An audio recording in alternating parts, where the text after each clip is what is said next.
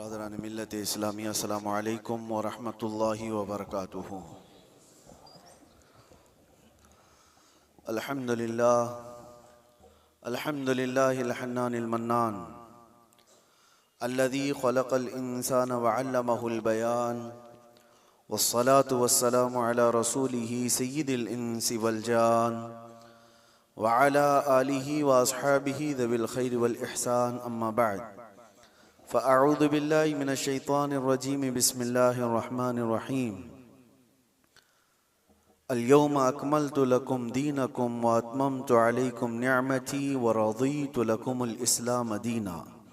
सदक़ल्लाहु मौलानल अज़ीम। बारगाह रिसालत मुआज़ सल्लल्लाहु अलैहि वसल्लम में दुरूद पाक का हदिया पेश करें।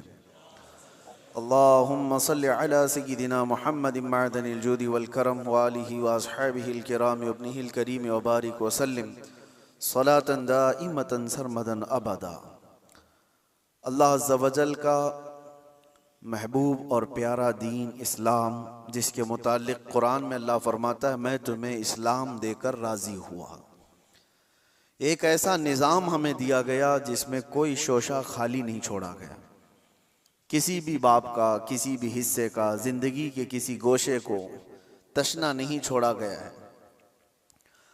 आज मैं चंद अहम बातें आपके सामने रखता हूं कंपैरिजन के तौर पर कि दुनिया जब से आबाद है जंगों का एक सिलसिला चलता रहा है।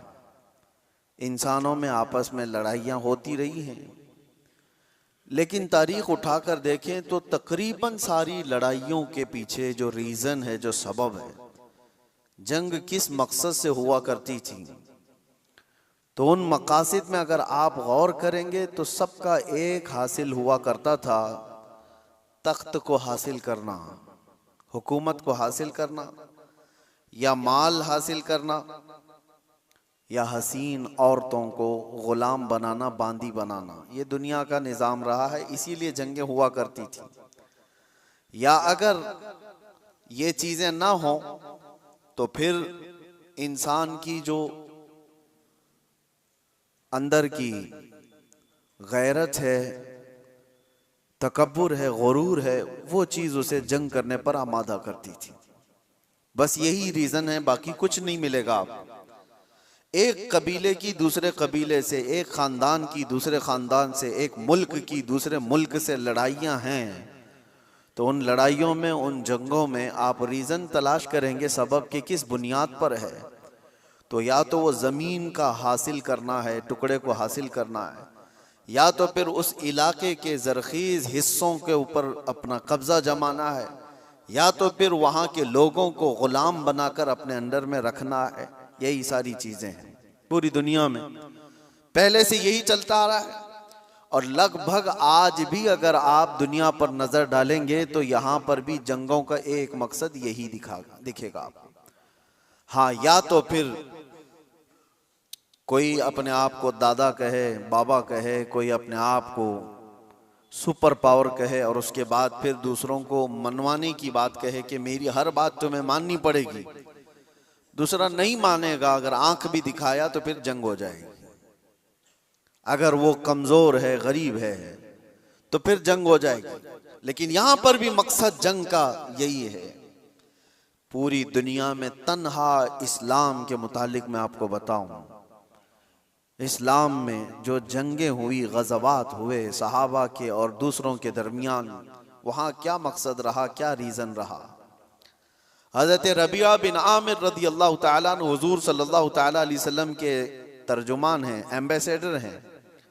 जब वो ईरान में गए थे वहाँ के बादशाह के पास पैगाम लेकर इस्लाम का, तो आपसे पूछा गया था कि आप लोग क्यों ये पैगाम पहुँचाना चाहते हैं हर जगह, और क्यों लड़ना चाहते हो या मुकाबला करना चाहते हो। आपने कहा हमारे आका सल्लल्लाहु ताला अलैहि वसल्लम का फरमान आलीशान है, ला ततमन्नौ लिक़ा अदुव्विकुम, दुश्मन से मुठभीड़ होने की, जंग करने की तमन्ना भी मत करो, जंग करने की ख्वाहिश मत रखो। लेकिन हम पैगाम अमन और पैगाम इस्लाम फैलाते हैं, इसलिए अब रीज़न सुनो, सबब सुनो, इस्लाम किस लिए फैला। हज़रत रबिया बिन आमिर कहते हैं कि हमारा सिर्फ एक मकसद है कि इंसानों को इंसानों की गुलामी से निकालकर खालिक की आप बंदगी में लगा दें, अल्लाह की बंदगी में और उसकी इबादत में लगा दें। हमारा मकसद ये है इंसान इंसान का गुलाम ना रहे। हर दौर में यही चलता आ रहा है। और आप शुरू के दिनों में जो गुलामों के मामलात इस्लाम के मसाइल में भी अगर पढ़ते हैं तो यूं नहीं है कि इस्लाम ने गुलामी को बढ़ावा दिया है, बल्कि इस्लाम धीरे धीरे धीरे गुलामी को ख़त्म कर दिया। अरे तुमने कसम का अगर खा लिया, कसम खा लिया और उसको तोड़ दिया तो कफ़ारे में गुलाम आज़ाद करना है, रोज़ा उसके कफ़ारा है उसमें गुलाम आज़ाद करने हैं, ज़िहार है उसमें गुलाम, कई ऐसी चीज़ें हैं। गलती तुम कर रहे हो लेकिन गुलाम को आज़ाद करना है। ये सिस्टम क्यों बनाया गया था? ये सिस्टम इसलिए कि गुलामी का दौर ख़त्म हो जाए। और इस्लाम ने जो कुछ भी गज़वात हुए, जंगें हुई, वो सिर्फ और सिर्फ अल्लाह तबारक व तआला की ज़मीन पर उसके अहकाम के निफाज के लिए। दूसरा रीज़न उन्होंने बताया था कि जब कभी जंग करने का हुक्म हमें उस वक्त तक नहीं है जब तक किसी कौम के ऊपर कोई ऐसा जालिम आ जाए जो वहां के लोगों का जीना धोबर कर चुका हो, उनको सांस लेने की भी दिक्कत आ गई हो, तो फिर इस्लाम कहता है कि अल्लाह तबारक व तआला की मखलूक को आसानी पहुंचाने के लिए और जालिमों से नजात दिलाने के लिए फिर उसके लिए जंग होगी। तो जंगों का जो रीजन है, वो मकसद है, वो अल्लाह तबारक व तआला की जमीन को फसाद से साफ करने के लिए ही सिर्फ एक रीजन आपको मिलता है, ये इस्लाम में। बाकी दूसरी जगह आप जहां पर भी देखेंगे दूसरे मुल्क पर, दूसरी कौम पर हमला करना है तो वहां के माल को लूटना है, वहां की जमीन को हासिल करना है, वहां की बादशाहत को लेना है, वहां के इलाकों पर अपना कब्जा जमाना है।